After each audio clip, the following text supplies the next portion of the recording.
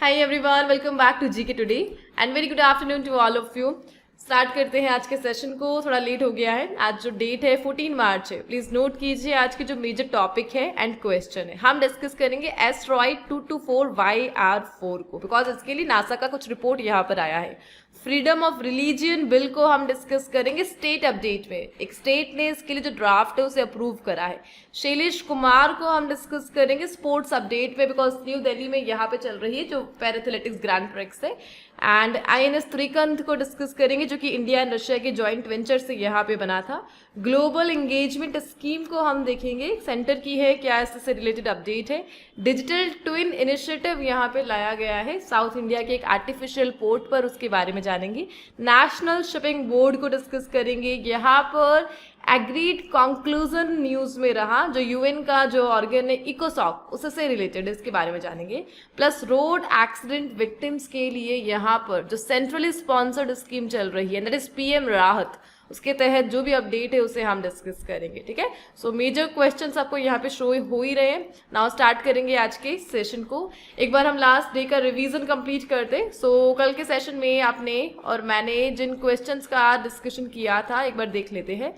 So please note कीजिए. हमने देखा था what is the bascule bridge that was recently seen in news. So एक मूवेबल ब्रिज है यहाँ पर, यह है जो श्यामा प्रसाद मुखर्जी जो पोर्ट है वेस्ट बंगाल का, वहां पर है. A bridge that can be raised to allow ships to pass underneath.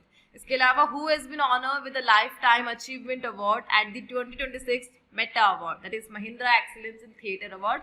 और रिसेंटली यहाँ पर यह मिला है director plus actor, and that is option number C, Amol Palekar. इन्होंने 2005 में पहली मूवी को डायरेक्ट किया था, यह ध्यान रख लेना. And Nagauri paan methi is registered as a community farmers variety under which act. So किस एक्ट के तहत यहाँ पर नागौरी पान मेथी को यहाँ पे रजिस्टर किया गया है? Protection of plant varieties and farmers right act 2001 के तहत. इसके अलावा विच institution release the second annual physical health index, और इसे यहाँ पे रिसेंटली रिलीज करा है नीति आयोग ने. प्लस मिशन मौसम is implemented by which ministry, यहाँ पे इसके लिए जो भी नोडल मिनिस्ट्री है, मिनिस्ट्री ऑफ अर्थ साइंस है. एंड नो स्मोकिंग डे कब मनाया जाता है? That is on 11th of March. Which authority has launched its first structure bug bounty program to strengthen the security of the Aadhaar system. So Aadhaar system के लिए इस programme को यहाँ पे UIDAI ने लॉन्च किया है. इसके अलावा what is the name of the scheme launched for the development and upgradation of railway station across the Indian railway network? So, Indian railway network के तहत यहाँ पे उनके डेवलपमेंट के लिए जो भी स्कीम यहाँ पर आई है, that is Amrit Bharat station scheme. इसके अलावा which two organizations recently conducted the in-flight release trials of the indigenous air droppable container, और यहाँ पर कौन है? ये है DRDO ने इंडियन नेवी के साथ यहाँ पर इन कंटेनर्स का जो टेस्ट है यहाँ पे किया था रिसेंटली. प्लस रूपकुंड लेक यहाँ पे न्यूज में रहा, किस स्टेट की है यहाँ पर? ये प्लीज नोट करना, उत्तराखंड की है यहाँ पर रूपकुंड लेक, एक ग्लेशियर लेक है यह. The first one, according to the US Department of Agriculture, which country became the largest supplier of cotton products to the US in 2025? So यहाँ पे USDA न्यूज में रहा US का. इनके अकॉर्डिंग कॉटन प्रोडक्ट्स के लिए कंट्री का सबसे बड़ा जो सप्लायर है कौन है? And that is India. इसका आंसर है ऑप्शन नंबर सी, इंडिया. और इंडिया ने इस कैटेगरी में चाइना को पीछे किया है. प्लीज नोट करना, इंडिया ने यहाँ पे टोटल जो एक्सपोर्ट करा है कॉटन प्रोडक्ट का, वो रिपोर्ट हुआ है 0.6 मिलियन टन का, जबकि यूएस ने जो टोटल इंपोर्ट यहाँ पे किया है कॉटन प्रोडक्ट्स का वो 3.3 मिलियन टन है. और इस 3.3 मिलियन टन में हमारी जो यहाँ पे भागीदारी है 0.6 मिलियन टन की है. ठीक है, जबकि चाइना का यहाँ पे यूएस ने जितना भी प्रोडक्ट इंपोर्ट करा है वो 0.5 मिलियन टन से ड्रॉप हुआ है. इसके दो रीजन बताए गए. फर्स्ट कि यूएस ने यहाँ पे जो हाई टेरिफ लगा रखे हैं इंडिया के कंपैरिजन पर, चाइना पर ज्यादा है. प्लस यहाँ पर एक मेजर एक्ट है, एक न्यू एक्ट को हम डिस्कस करेंगे, नाम नोट करना, Uyghur forced labour prevention act. So इन दोनों रीजन के कारण चाइना कुछ ज्यादा एक्सपोर्ट यहाँ पे नहीं कर पा रहा है इन यूएस. ठीक है, ओवरऑल हमारा जो यहाँ पे डेटा सामने आया 0.6 मिलियन टन इन यूएस, और यहाँ पर ये जो रिपोर्ट है USDA के अकॉर्डिंग है. ठीक है, ऑलराइट. आगे हम देखेंगे यहाँ पे एक मेजर एक्ट को जिसके बारे में जस्ट रिसेंटली मैंने आपसे डिस्कशन किया है, that is Uyghur forced labour prevention act. काफी इंपॉर्टेंट है, UFLPA. इसका मेन गोल क्या है? यहाँ पर कौन इस एक्ट को यहाँ पे मेंटेन करता है. सो प्लीज नोट करना, यह यहाँ पे रिलेटेड है ह्यूमन राइट वायोलेशन से. तो यहाँ पे नाम में ही इसका आंसर है उइगर. बेसिकली कम्युनिटी है, मुस्लिम कम्युनिटी है, और इस मुस्लिम कम्युनिटी का जो हाईएस्ट रेशो है चाइना का एक शहर है यहाँ पे, and that is Jinjiang. So Jinjiang में इनकी मोस्ट ऑफ द पॉपुलेशन यहाँ पे रहती है, एंड माइनॉरिटी कम्युनिटी है यहाँ पे यह, लेकिन चाइना इसे माइनॉरिटी कम्युनिटी के तौर पर रिकग्नाइज नहीं करता. और जो फोर्स्ड लेबर है उसमें इस कम्युनिटी का सबसे ज़्यादा यहाँ पे रेशो है. सो इसे यहाँ पे रिकग्नाइज किया गया ग्लोबल लेवल पर यूएन के भी द्वारा और यूएस के भी द्वारा, और एक एक्ट यहाँ पे बना दिया गया Uyghur forced labour prevention act, कि जहाँ पर भी जो माइनॉरिटी कम्युनिटी है उनसे फोर्स्ड लेबर की जो प्रैक्टिस है करवाई जा रही है, वहाँ का जो प्रोडक्ट है उसे हम किसी भी कंट्री में इंपोर्ट पर्टिकुलरली नहीं होने देंगे. ठीक है, सो यही है यहाँ पर UFLPA Uyghur forced labour prevention act. Overall community का नाम ध्यान रख लेना, उइगर एक मुस्लिम कम्युनिटी है, एंड मोस्टली कहाँ पर यह रहती है, सेंट्रल एंड ईस्ट एशिया में आपको देखने को मिलेगी, प्लस चाइना का जो जिनजियांग यहाँ पर रीजन है. ठीक है, मुस्लिम माइनॉरिटी, और यहाँ पर इनके जो भी एथनिक ग्रुप है टर्की से रिलेटेड. सो बस हमने इस क्वेश्चन में डिस्कस किया है USDA को, एक एक्ट को, एक कम्युनिटी को, और चाइना और इंडिया का जो भी रेशो है यहाँ पे टू द US. ऑलराइट, आगे बढ़ते हैं हम यहाँ पे द नेक्स्ट क्वेश्चन है. सो कुछ क्वेश्चंस को हम यहाँ पे रिवाइज करने जा रहे हैं जो इंटरनेशनल करंट अफेयर्स से रिलेटेड है. जस्ट लाइक मोस्टली यहाँ पे 2025 एंड 2026 के जो इनिशियली मंथ रहे उनका डेटा यहाँ पे आपको हाईलाइट हो रहा है. Which country became the first to formally recognize the self-declared Republic of Somaliland as an independent and sovereign state? So Somaliland को यहाँ पे independent country के तौर पर recognize करने वाला जो पहला country यहाँ पे बना है, that is Israel. इन्हें काफी support चाहिए यहाँ पे because the Karun River recently news due to the presence of bull shark is located in which country? So Karun River Iran में है यहाँ पे, ध्यान रखना Karun River है, Karun in Iran. And which two countries are involved in the Kaladan multi-modal transit transport project? और इसके लिए यहाँ पे इंडिया एंड म्यांमार इन्वॉल्व है Kaladan multi modal transit transport project के लिए. इसके अलावा where is the headquarter of international labour organisation located? ILO का हेडक्वार्टर जेनेवा स्विट्जरलैंड में है, एंड यहाँ पे रिसेंटली PM की अपॉइंटमेंट हुई है जिनका नाम है रूफेन फॉर्चुनेट, और यहाँ पे यह बने हैं मेडागास्कर के PM. प्लीज नोट करना, मेडागास्कर इंडियन ओशन का सबसे बड़ा यहाँ पे आइलैंड है जो कि अफ्रीका के काफी नियर बाय है. Which country has become the first to formally recognise the Taliban government in Afghanistan?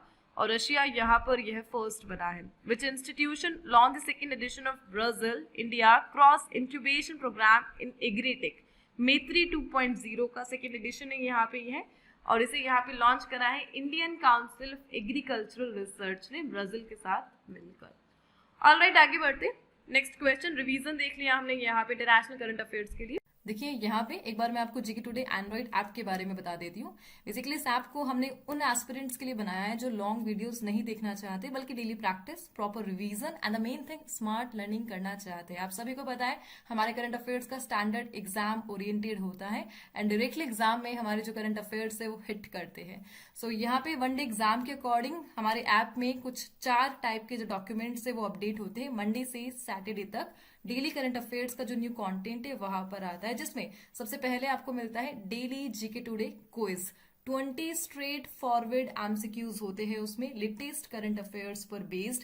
And the thing is ये जो क्विज है नेगेटिव मार्किंग के साथ आती है, और इसे अटेम्प्ट करने के बाद आपकी जो रैंक है ऑटोमेटिकली जनरेट हो जाती है. और उन्हीं 20 क्वेश्चंस का जो फ्री डिस्कशन है जीके टुडे यूट्यूब चैनल पर हम यहाँ पर करते हैं, जैसा कि आपको पता है. एंड सेकेंड जो डॉक्यूमेंट हम देते हैं that is daily digest.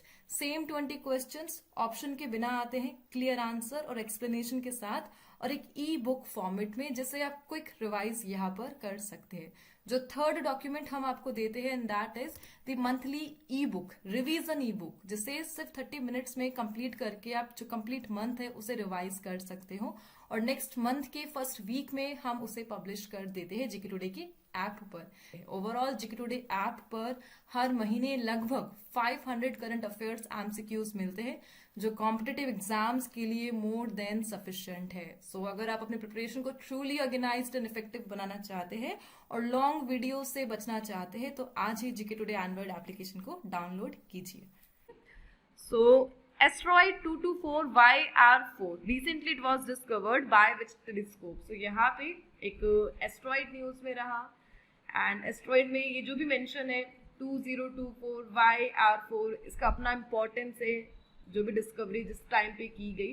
Please note करना यहाँ पे यह जो टर्म है वाई, यह तो इंडिकेट करता है सेकेंड हाफ ऑफ दिसंबर, जब इसकी यहाँ पे डिस्कवरी हुई सेकेंड हाफ ऑफ दिसंबर, जबकि R4 यहाँ पे मेंशन करता है 117th एस्ट्रॉइड है यहाँ पर, यह अपने पीरियड का, ठीक है। सो एस्ट्रॉइड 224YR4 इसे यहाँ पे रिसेंटली जो टेलीस्कोप है जिसका नाम है यहाँ पे एटलस टेलीस्कोप, जो चिली में लोकेटेड है, और इसकी हेल्प से 2024 में इसे यहाँ पे डिस्कवर किया गया था।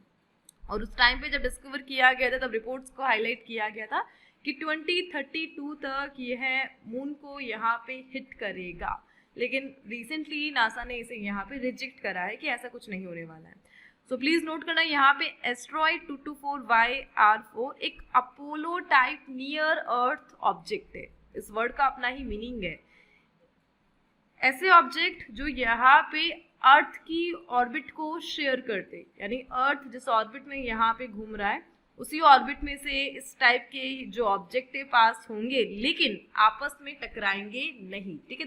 दे are Apollo type near earth object, और एस्ट्रॉइड 2024Y4 इसी कैटेगरी का यहाँ पर ऑब्जेक्ट है।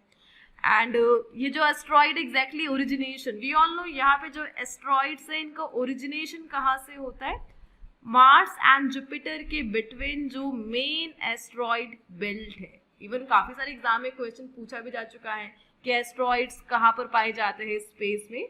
So between Mars and Jupiter, यहाँ पर इनकी एग्जैक्ट लोकेशन आपको देखने को मिलेगी, और जो भी नेम है यहाँ पे सेंट्रल मेन एस्ट्रॉइड बेल्ट, इसी बेल्ट में मोस्ट ऑफ द जो एस्ट्रॉइड इनका ओरिजिनेशन यहाँ पे होता है, एंड एस्ट्रॉइड 224YR4 भी यहाँ से ही निकला है। सो बस नासा ने जो भी रिपोर्ट्स थी उन्हें रिजेक्ट करा, एंड दैट्स व्हाई यह यहाँ पे न्यूज में आ गया। एक टाइप का Apollo type near earth object है यह। ऑलराइट, आगे बढ़ते हैं। टेलीस्कोप को हमने देख लिया है, एटलस, इसका फुल फॉर्म नोट कर लीजिए, चिली का है यह, एंड 2024 में से यहाँ पे डिस्कवर किया गया asteroid terrestrial impact last alert system. आगे बढ़ेंगे, नेक्स्ट वन है आइनस त्रिकंत को हम डिस्कस कर रहे हैं, and it was recently seen in news, belongs to which class of warship. So INS Trikand किस क्लास से यहाँ पे रिलेटेड है, कौन सा प्रोजेक्ट है, इसके लिए काफी टाइम हमने इसे डिस्कस करा है। रशिया और इंडिया के जॉइंट वेंचर से इसे यहाँ पे बनाया गया है। द प्रोजेक्ट इज 1135.6 क्रिवर्क और तलवार क्लास फ्रिगेट, ठीक है। यहाँ पे क्रिवर्क और तलवार एक ही चीज को मेंशन कर रहा है। आंसर इसका option number B. So recently INS Trikand यहाँ पे पहुंचा मॉरिशस के 58 नेशनल डे में पार्टिसिपेट करने, will join, and that's why ये न्यूज में आ गया। इंडिया मॉरिशस के जो भी मैरीटाइम टाइज है उसे बूस्ट करने के लिए। मॉरिशस बेसिकली एक आइलैंड नेशन है, कहाँ पर है ये, इंडियन ओशन में है। हमने काफी टाइम पोर्ट लुइस का नाम यहाँ पे सुना है, जो इसकी कैपिटल भी है, और पोर्ट लुइस पर यहाँ पे इंडियन जो वेसल है पोर्ट कॉल करते हैं, we all know. So Port Louis को ध्यान रख लेना, मॉरिशस में है, यहाँ पर ये इसकी कैपिटल है। एंड रिसेंटली मॉरिशस के नेशनल डे पर आइनस त्रिकंत पार्टिसिपेट करता नजर आएगा, दैट्स व्हाई हम इसे डिस्कस कर रहे हैं। आइनस त्रिकंत को डिस्कस कर लेते हैं एक बार। प्रोजेक्ट तो हमने देख ही लिया है कि इस प्रोजेक्ट के तहत इसे बनाया गया, एंड यहाँ पे यंतर शिपयार्ड है रशिया से, इसने इसे बनाया है, और 29 जून 2013 में इसे कमीशन किया गया। एट प्रेजेंट जो वेस्टर्न नेवल कमांड है मुंबई में, यहाँ पर यह ऑपरेट कर रहा है, वेस्टर्न फ्लीट का यहाँ पर यह पार्ट है। ओवरऑल अगेन हमें यहाँ पे जस्ट इस प्रोजेक्ट को डिस्कस करना है, दैट इज क्रिवर्क थर्ड और तलवार class frigate of the Indian navy, और प्रोजेक्ट 1135.6। तो बेसिकली यहाँ पे इस प्रोजेक्ट के तहत 3 बैचेस आए हैं, first batch, second batch and third batch. जो पहला बैच है उसमें कौन कौन है प्लीज नोट कर लेना, नाम बताऊंगी बस। तलवार है, त्रिशूल है एंड तबर है, ये तीनों यहाँ पे जो फ्रिगेट है पार्ट है यहाँ पे फर्स्ट बैच का। सेकेंड जो बैच है यहाँ पे तेग है, तरकश है एंड त्रिकंद है। सो यहाँ पे जो आइनस त्रिकंद है इस प्रोजेक्ट की सेकेंड बैच में इंडिया को मिला था। और जो थर्ड बैच है जो रिसेंटली 2016 में इंडिया एंड रशिया की जो पार्टनरशिप हुई थी उससे बना था, उसमें कौन कौन थे जस्ट नाम देखेंगे एक बार हम। तो शिल था, तमाला था, त्रिपुत था और एक था तवस्य। सो बस टीटी से ये सारे नाम ध्यान रख लेना। प्रोजेक्ट 1135.6 का पार्ट है, इंडिया रशिया डील से यहाँ पर यह बने हैं। एंड रिसेंटली INS तिरकंद यहाँ पे जाएगा मॉरिशस में नेशनल डे में पार्टिसिपेट करने। ऑलराइट, क्वेश्चन क्लियर है, यहाँ पे हम आगे बढ़ेंगे। सो क्रवक वर्ड ही हम यहाँ पे ले रहे हैं, उसी से रिलेटेड कुछ करंट अफेयर्स को हम डिस्कस करेंगे जो लास्ट हमने देखे थे। सो बेसिकली फ्रिगेट्स को ही हम डिस्कस कर रहे हैं। फर्स्ट है INS तबर, अभी हमने डिस्कस किया था। फ्रिगेट है ये कौन सी क्लास से बिलोंग करती है, दैट इज तलवार क्लास और यू कैन से क्रवक क्लास, ठीक है। INS तबर फर्स्ट बैच में ये हमारे पास आया था। And what is the name of the first indigenously built Project 17th AS Stealth Frigate that was recently joined the Eastern Naval Command? और इसका नाम है यहाँ पे INS नीलगिरी। प्रोजेक्ट 17A है यहाँ पर ये। एंड फ्रिगेट तमल को यहाँ पे डिस्कस कर रहे हैं हम ये, और यहाँ पे रशिया से यह आया है। प्लस कौन सी क्लास का यहाँ पर यह पार्ट है, क्रिवक थर्ड, राइट, जो तलवार क्लास से भी रिलेटेड है। लाइक 3 बैचेस में हमारे पास जो फ्रिगेट्स है वो आई है, first batch and second batch that is तलवार क्लास, और थर्ड बैच के लिए यहाँ पे जो एग्जैक्टली वर्ड यूज किया जाता है दैट इज क्रिवक थर्ड। ओवरऑल क्रिवक और तलवार क्लास दोनों एक ही टाइप के फ्रिगेट से रिलेटेड है जो इंडिया और रशिया से यहाँ पर बनी है। तमल उसी में से एक है। एंड INS तमल अभी देखा हमने क्रिवक थर्ड का, यहाँ पर यह पार्ट है। तवस्य एंड दैट इज क्रिवक क्लास, ठीक है। नो कंफ्यूजन, यहाँ पे कोई कंफ्यूजन हो ही नहीं रहा है, आपको हो रहा है तो प्लीज थोड़ा सा पीछे जाइए और फर्स्ट बैच, सेकंड बैच और थर्ड बैच की जो फ्रिगेट है उन्हें अगेन देखिए। ऑलराइट, आगे बढ़ते द नेक्स्ट वन। सो यहाँ पर एक फेमस पोर्ट साउथ इंडिया का artificial port that is VO Chidambaranar port, news में अगेन आ चुका है। Which port became the first in India to launch the digital twin initiative for port management?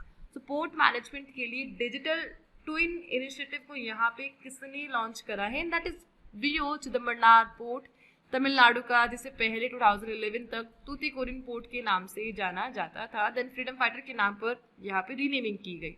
अच्छा, recently 23 fab 2026 को इस पोर्ट अथॉरिटी ने India की first digital twin यहाँ पे लॉन्च करी है पोर्ट मैनेजमेंट के लिए। एक वर्चुअल जो रेप्लिका है यहाँ पे लाई गई है, सो दैट जो भी पोर्ट का मैनेजमेंट है, पोर्ट इंफ्रास्ट्रक्चर है, जो इजीली जो विजिबिलिटी है उसे यहाँ पे चेक किया जा सके प्रॉपर मैनेजमेंट के लिए, ठीक है। सो एक रेप्लिका, एक मॉडल है दैट इज डिजिटल ट्विन जो यहाँ पे पहली बार किसी पोर्ट के लिए बनाया गया।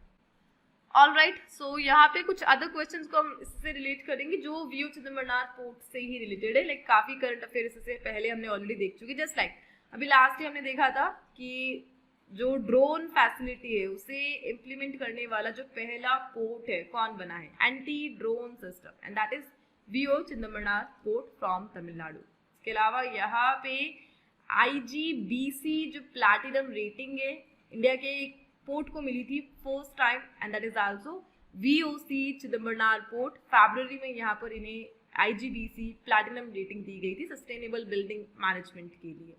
इसके अलावा यह यहाँ पे फर्स्ट इंडियन पोर्ट बना था जो यहाँ पे ग्रीन हाइड्रोजन को प्रोड्यूस करने के लिए जो प्लांट है उस सेटअप कर रहा है 1 megawatt roof top solar power generation को टारगेट करते हुए, ठीक है।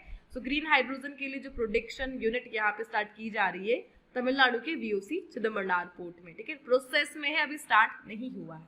सो बस इन्हीं सभी के कारण ये न्यूज में आया था। एक PYQ already VOC Chidambaranar port से पूछा गया था, ध्यान रखना कि only port in South India with a direct weekly container service to the US के साथ जो वीकली कंटेनर सर्विस जा रही है साउथ इंडिया से, और उसके लिए केवल जो ओनली पोर्ट है the artificial port, and that is VO Chidambaranar port, ठीक है। इसके अलावा साउथ इंडिया में जो अदर आपको आर्टिफिशियल पोर्ट देखने को मिलेगा that is Chennai port. Complete है यहाँ पे ये क्वेश्चन। नाउ हम मूव करते हैं आगे। पोर्ट वर्ड को हम की बना सकते हैं एंड इससे रिलेटेड करंट अफेयर्स को देख सकते हैं हम, जिसमें मेजर पोर्ट भी आ सकते हैं और पोर्टल भी आ सकते हैं। So most of the question यहाँ पे पोर्टल से ही रिलेटेड है, पोर्ट से रिलेटेड तो नहीं है। ओके, हम देख लेते हैं। Which ministry is the central nodal agency for MP-LADS e-साक्षी पोर्टल? अभी रिसेंटली हमने डिस्कस किया है, इसके लिए मिनिस्ट्री ऑफ स्टेट इसका आंसर है। India 7th national report to the convention on biological diversity was prepared by which ministry? So यहाँ पे इसे मिनिस्ट्री ऑफ एनवायरमेंट ने प्रिपेयर करा है। Which state government launch the country's first integrated Divyang Sahayak portal, Maharashtra का है ये है।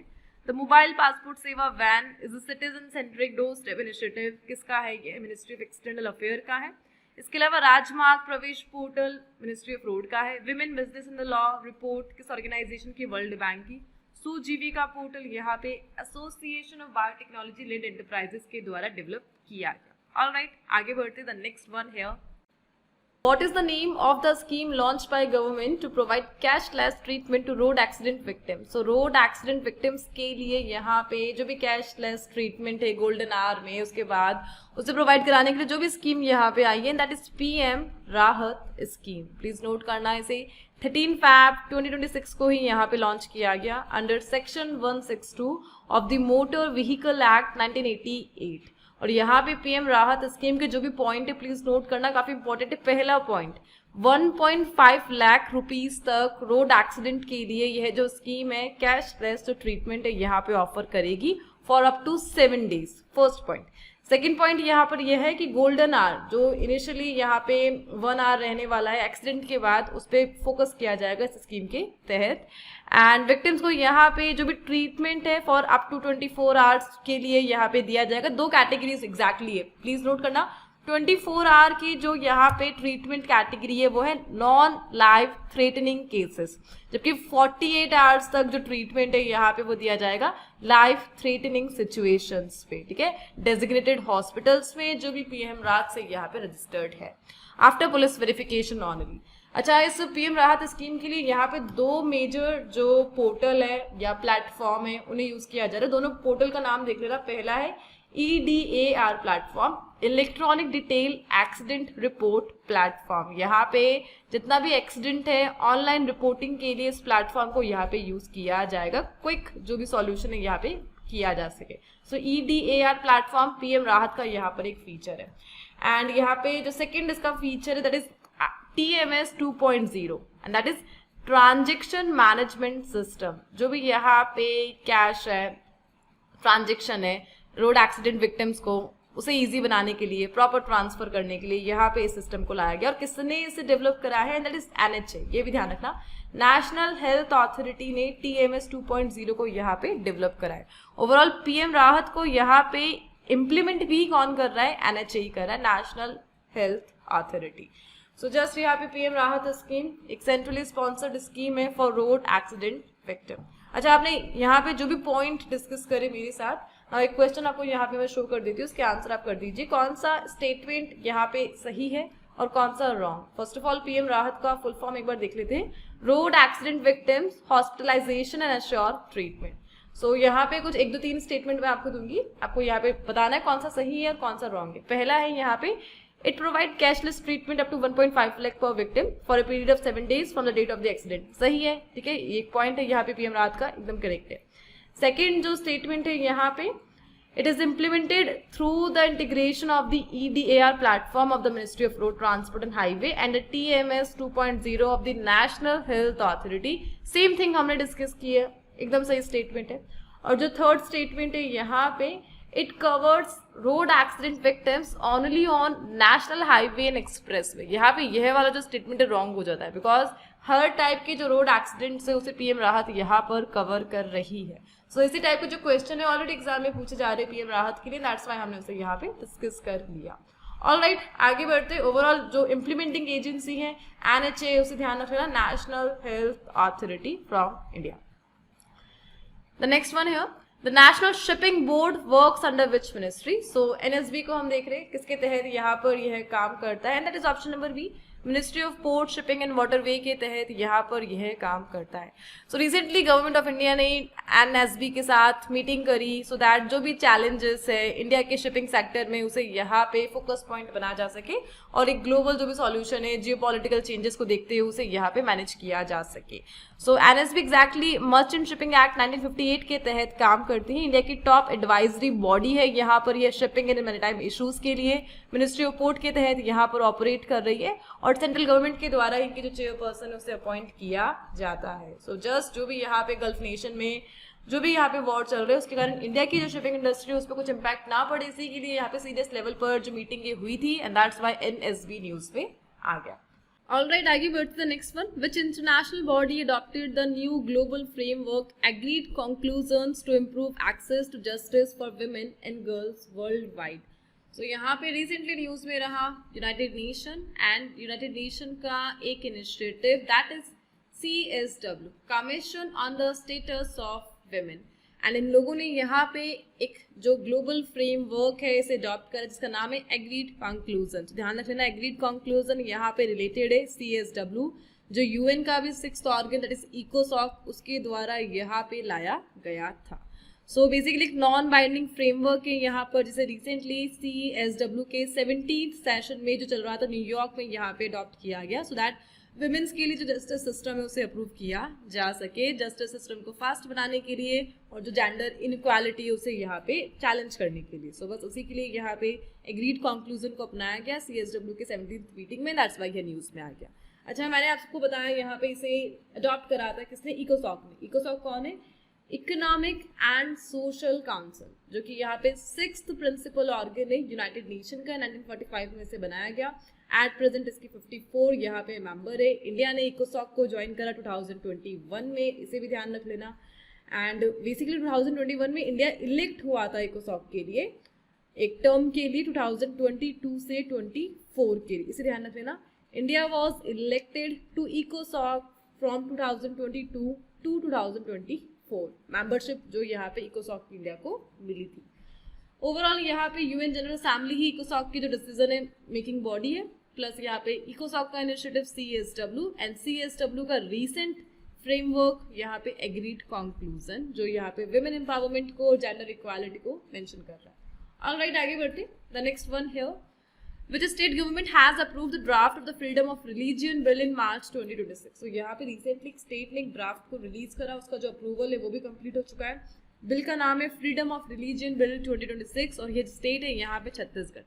छत्तीसगढ़ की कैपिटल यहाँ पे न्यू रायपुर है और यहाँ पर कैबिनेट ने ये जो ड्राफ्ट बिल है इसका जो अप्रूवल है दे दिया. इस बिल का मेन गोल क्या रहने वाला है, जितना भी रिलीजियस चेंज यहाँ पे किया जा रहा है धोखे से, डिसिटफुल जो भी प्रैक्टिसेस की जा रही है उसे रोकना विद इन द स्टेट, यही यहाँ पर इसका गोल रहने वाला है. ऑलराइट, आगे बढ़ते. छत्तीसगढ़ से रिलेटेड जो करंट अफेयर्स है उन्हें हम देख सकते हैं जो रिसेंटली न्यूज में रहे. Just like so which district in Chhattisgarh has become a model for community led water conservation through the Jal Sanchay Jan Bhagidari initiative. और कोरिया डिस्ट्रिक्ट है यहाँ पर, ये छत्तीसगढ़ का सेकंड स्मॉलेस्ट डिस्ट्रिक्ट है बेसिकली. ये है first Ramsar site of Chhattisgarh Kopra reservoir जिसे यहाँ पे वेटलैंड का जो रिकग्निशन है यह भी मिला हुआ है. रामसर साइट वेटलैंड को ही मिलता है. And which district in Chhattisgarh has become India's first officially declared child marriage free district? Balur district from Chhattisgarh. Child marriage free panchayat Surajpur district from Chhattisgarh. And what is the name of the biggest anti-Naxal operation conducted on Karigutta Hill along the Chhattisgarh-Telangana border, and that is Operation Black Forest. Chhattisgarh में जो reserve मिले थे nickel, copper and platinum के and Mahasamund district में, and Kuraguttalu hills on the Chhattisgarh Telangana border. और यहाँ पे जो एंटी नक्सल ऑपरेशन चला that is operation black forest. ठीक है, ऑलराइट, आगे बढ़ते. Next one here, Shilesh Kumar को हम डिस्कस कर रहे. प्लीज नोट करना पैराथलेटिक्स गेम से यहाँ पर यह रिलेटेड है. 2025 में इन्होंने हमें वर्ल्ड पैराथलेटिक ग्रैंड प्रिक्स में इंडिया को अपना पहला जो गोल्ड मेडल दिलाया था हाई जंप्स में. सो हाई जंप में प्लस एक पैरा एथलेटिक प्लेयर है यहाँ पे शिलेश कुमार जो बिलोंग करते हैं बिहार से. तो यह है तो बेसिक इन्फॉर्मेशन के बारे में ध्यान रखना. नाउ रिसेंटली यह न्यूज़ में आया बिकॉज यहाँ पे new Delhi world para athletic championship का जो सेकेंड एडिशन है अगेन न्यू दिल्ली में ही होस्ट कर रहा है इंडिया. बेसिकली फर्स्ट एडिशन यहाँ पे हमने 2025 में होस्ट करा था एंड सेकेंड एडिशन हम यहाँ पे 2026 में न्यू दिल्ली में ही होस्ट कर रहे world para athletics grand prix का. दोनों इवेंट में यहाँ पे शिलेश कुमार ने हमें गोल्ड मेडल ही दिलाया था. 2025 में इन्होंने हाई जंप में गोल्ड मेडल इंडिया के लिए पहली बार जीता. नाउ 2026 में again mains high jump T63 category में 1.84 मीटर का यहाँ पे रिकॉर्ड बनाते हुए इन्होंने गोल्ड मेडल क्लेंच करा, जबकि 2025 में इन्होंने 1.91 मीटर का रिकॉर्ड यहाँ पे बनाया था. बट इनका कहना है इनका जो फोकस है एशियन पैरा गेम्स है. ठीक है, एशियन पैरा गेम्स यह भी अभी होने वाली 2026 में. कौन इसे होस्ट करेगा? जापान के यहाँ पर शहर है आइची कुछ नेम है उनका और यहाँ पर जापान इसे होस्ट करता नजर आएगा। आईची Nagoya Japan 5th Asian para games है यहाँ पे जो अक्टूबर 2026 में होंगे। सो इनका फोकस पॉइंट यहाँ पर यह है। ओवरऑल इन्होंने रिसेंटली 1.84 जंप के साथ यहाँ पे गोल्ड मेडल जीता न्यू दिल्ली में चल रहे world para athletics grand prix में। ठीक है, बस इसे ध्यान रख लेना। आगे बढ़ेंगे हम। नेक्स्ट वन है Which ministry has implemented the global engagement scheme to promote India's rich cultural heritage internationally? So यहाँ पे एक स्कीम को हम देख रहे हैं, global engagement scheme. Last year इसे यहाँ पे लाया गया था, मिनिस्ट्री ऑफ कल्चर इसे इम्प्लीमेंट करने में लगी हुई। इसका मेन गोल क्या है?